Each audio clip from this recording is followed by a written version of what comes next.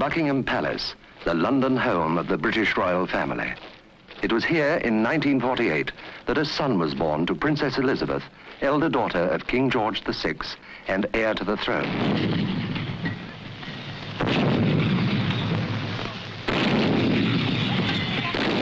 Guns saluted the new prince, and crowds of well-wishers gathered outside his home.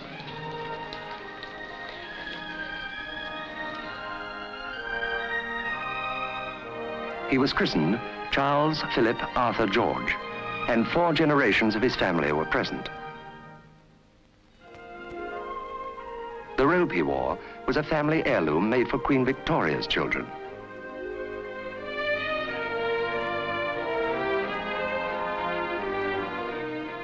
Here he's with his great-grandmother, Queen Mary. Like any other proud young parents, Princess Elizabeth and Prince Philip loved to take their baby son out in his pram, the pram once used by his mother, and to play with him in a sunny garden.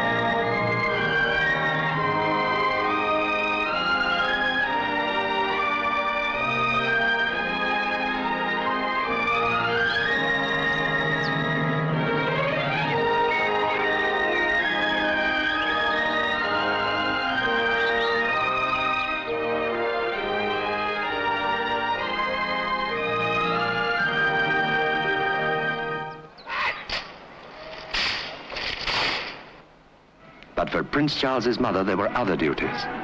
When her father was ill, Princess Elizabeth deputized for him at the King's birthday parade. After taking the salute, the princess rode at the head of the household troops to Buckingham Palace.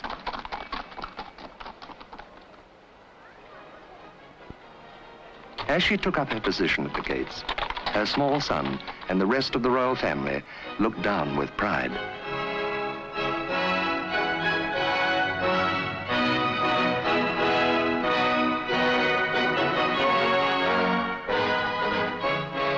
Soon there was a sister to share Prince Charles's nursery, Princess Anne, christened like her brother at Buckingham Palace. This time, Prince Charles wasn't quite so quiet. Like any other little boy of 2, he was into everything, never still.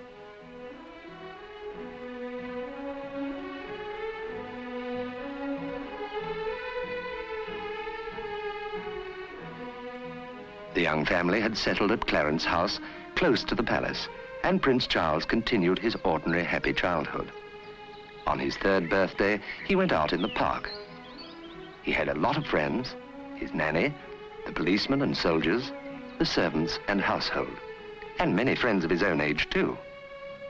Prince Charles enjoyed meeting people and seeing new things. In many ways, he was just an ordinary boy, but not always. In all England's long history, Prince Charles was the first prince to see his mother crowned as sovereign. At her special wish, he was brought to Westminster Abbey for the crowning and the homage.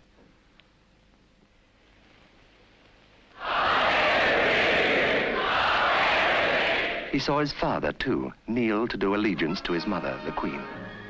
What did a small boy, one day to be king himself, think of it? The splendor and magnificence. He could know little as yet of the life of dedication and hard work which would follow.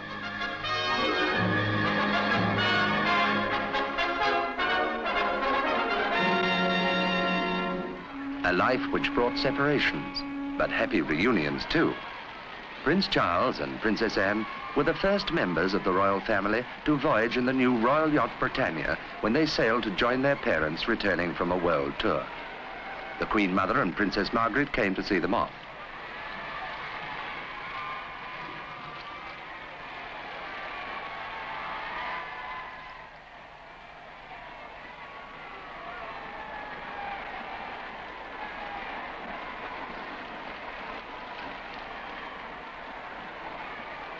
Both children instantly loved the sea and ships and sailors.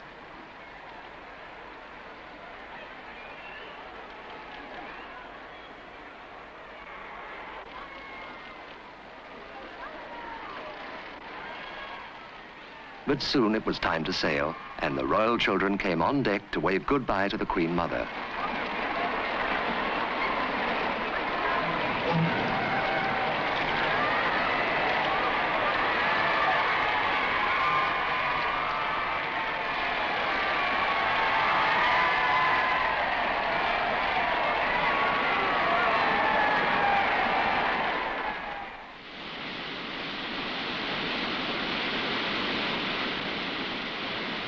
It was the start of a wonderful adventure.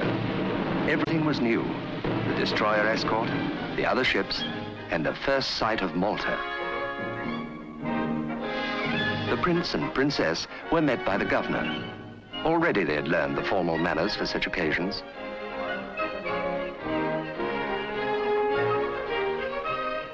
Happily reunited with their parents, the children watched the Queen take the salute.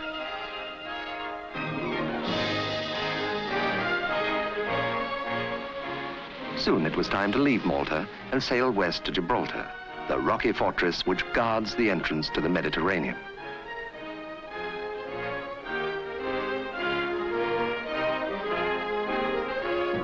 The royal children watched eagerly as the Queen and the Duke of Edinburgh went ashore.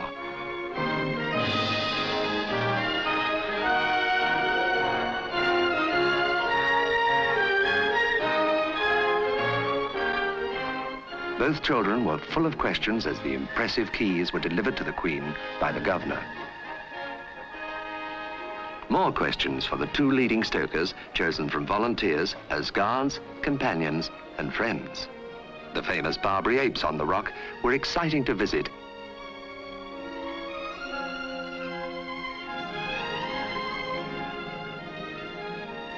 And to feed.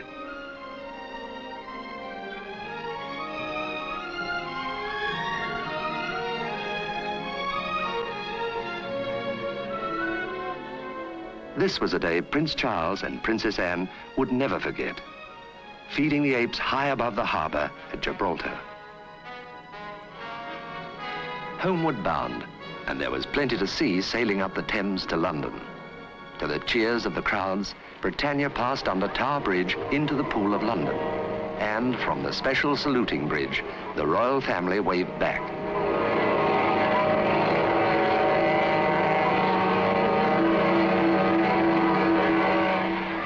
Just by Big Ben and the Houses of Parliament, the Queen and her family came ashore to a tumultuous welcome. For Prince Charles and Princess Anne, it was their first return from a visit abroad.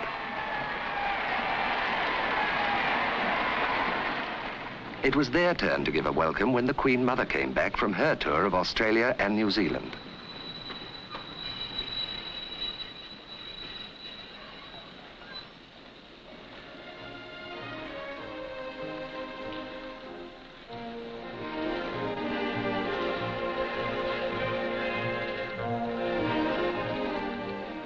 The Queen Mother and her grandchildren are particularly close friends, and the whole family is happy to be together again.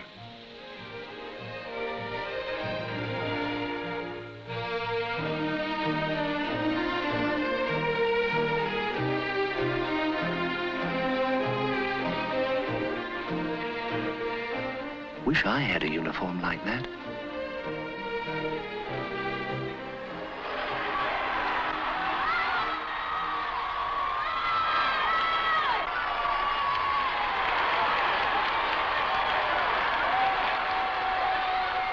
They ride home through the streets of London, a drive in all the pomp and colour which will encompass their future.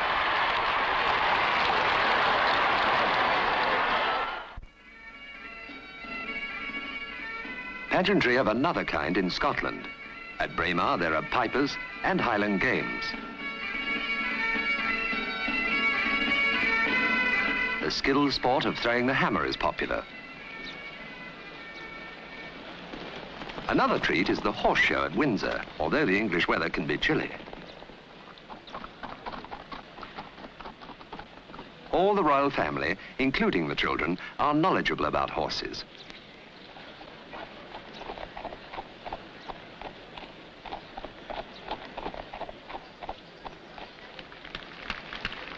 Prince Charles' first school, and it's sports day, and a chance for his friends to meet his father. The royal children are sturdy and encouraged to take the rough with the smooth. Prince Charles plays cricket and football, sails, swims and rides, both horse and bicycle.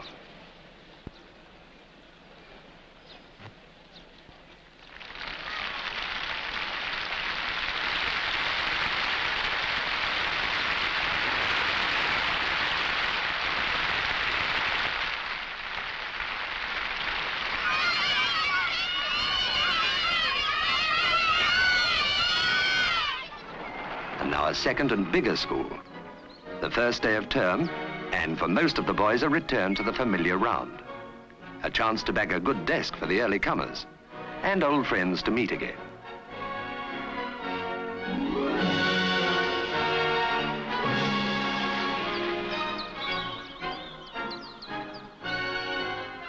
The Queen and the Duke of Edinburgh wanted their son to lead a normal life like any other boy, so they sent him to boarding school. Prince Charles will have his chance to live and mix with other boys, holding his own in the democracy of the classroom and playing field. An opportunity for a king-to-be to meet his people, to join in their daily lives and make friends.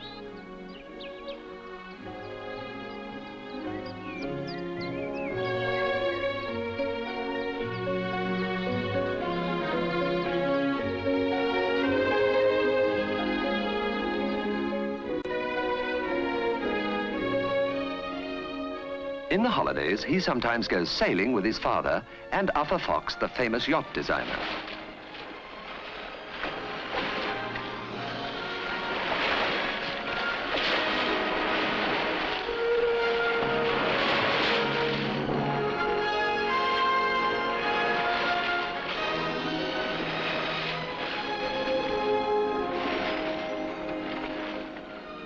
But some of the children's holiday fun has a serious purpose behind it. The local church near Balmoral, their home in Scotland, needs money to build a hall. So the people in the village hold a sale of work to raise funds. The Queen and her family come to help. For the royal children, first steps in a life of service to others which lies ahead.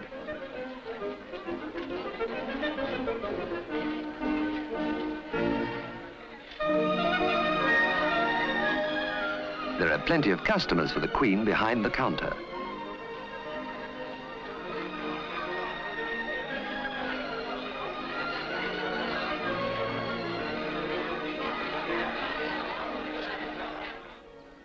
At Balmoral, every possible moment is spent in the open air.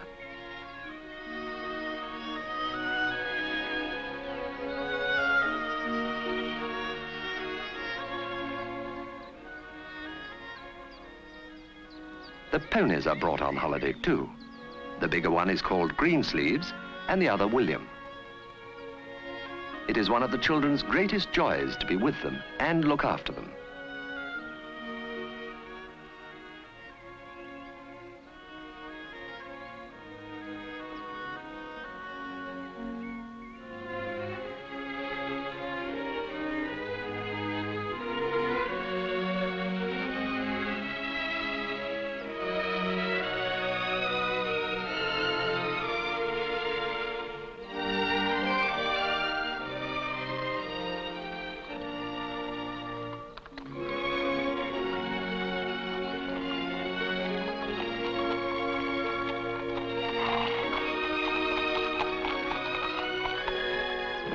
At Windsor, on most summer weekends, the Duke plays polo, and Princess Anne likes to be there.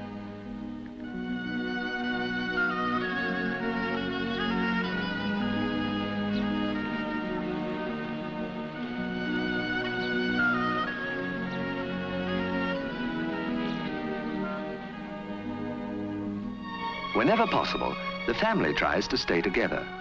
So when the Queen makes visits to islands off the coast of Britain, the children often go too, in the Royal Yacht Britannia. They love these trips with their opportunities for picnics, like the one they had on Princess Anne's 6th birthday. Wherever they are, the royal family like to entertain, and the children meet their mother's guests, often famous people like President Eisenhower, a great favorite with Prince Charles and Princess Anne. But they also enjoy the same things as other boys and girls. The fun of the fair, the big wheel, the lights and the blaring music and excitement.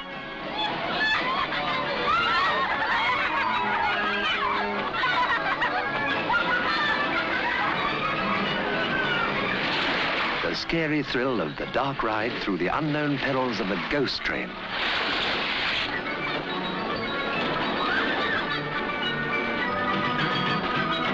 And the chance of a bash in a bumper car.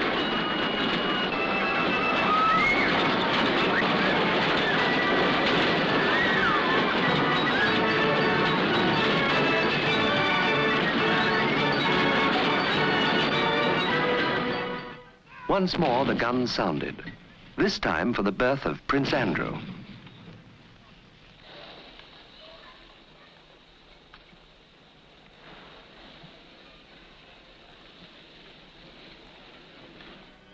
At Balmoral, there was a Queen's baby for the first time in 100 years, and his brother and sister enjoyed taking him out in the pram.